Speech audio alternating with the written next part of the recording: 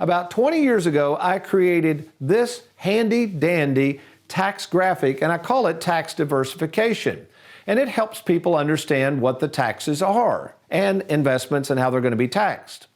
Funny, I stumbled across this article recently talking about the same thing, and I noticed down at the very bottom a little graphic that sure looks pretty familiar to the graphic I came up with 20 years ago. Oh well. So let's take a look at how your money will be taxed, all right? Stay with me on this. By the way, Gina Tutwiler loves this graphic. Whatever. All right, so we have 4 types of money, 4 types of taxation that the government can try to tax. Now again, I didn't come up with these laws, folks. You have to understand that this is how they tax your money. So when you're going to work with a retirement specialist, you've got to make sure that they understand in the planning process, they understand the taxation of the different assets. For instance, over here we have after-tax taxable.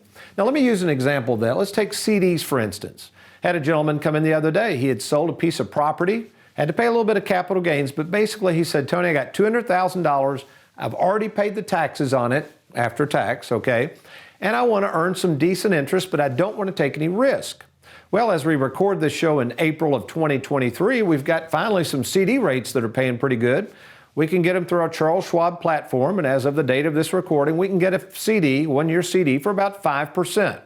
So let's stay with that. So he takes the $200,000, makes 5% on his money, and let's say he says he doesn't need the income, so he's just going to let it stay with the bank at the CD. There's a problem though, because it's after-tax taxable. That full $10,000, the 5% of the $200,000, is taxable. Well, what if he doesn't need the money, or whatever he's under Obamacare, or whatever? It doesn't matter. It is taxable, which takes away, in some cases, some flexibility. Let's take a look at the second type of asset, pre-tax, tax deferred.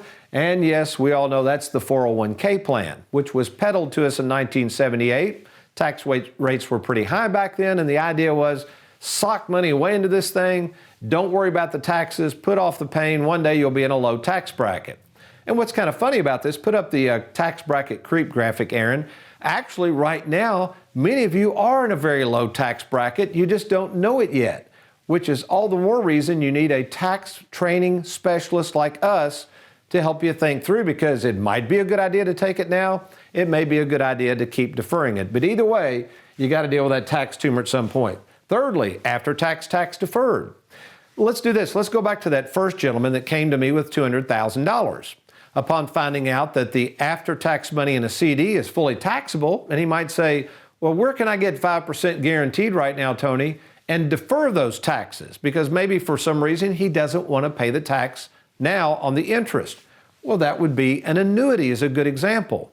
You take after-tax money, put it with the insurance company. Currently, again, as of the date of this recording, we can get about 5% interest guaranteed for about 5 years, and just let it grow and defer, and then deal with the taxes later.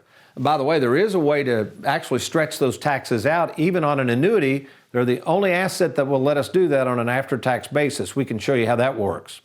Speaking of annuities, I just thought of this. Next week, we are going to dedicate an entire half hour to an annuity show, all right?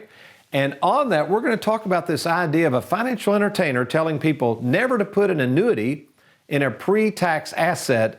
And we're going to find out that that is probably the most ridiculous advice ever. So yes, an annuity can go inside an IRA. It works very well. We'll talk about that next week. And then finally, my favorite from a planning standpoint is something called after-tax, tax-free. Now, what do I mean by that?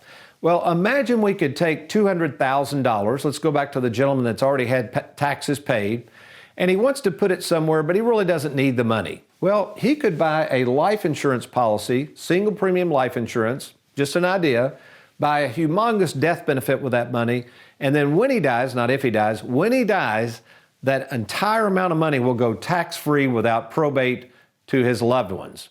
Or what about this? Very common is a Roth IRA. The idea of a Roth IRA is you pay the tax now, it's going to grow tax-free forever, and then when you take it out, there's no taxes. Plus, at your death, unlike the pre-tax tax deferred, which your kids are going to have to pay all the taxes owed on that, if you have a Roth IRA at your death, it all goes to them completely tax-free. Thanks for watching. We hope you enjoyed that video. If you'd like, check out these other clips. And be sure to hit that like button and that subscribe button for more videos.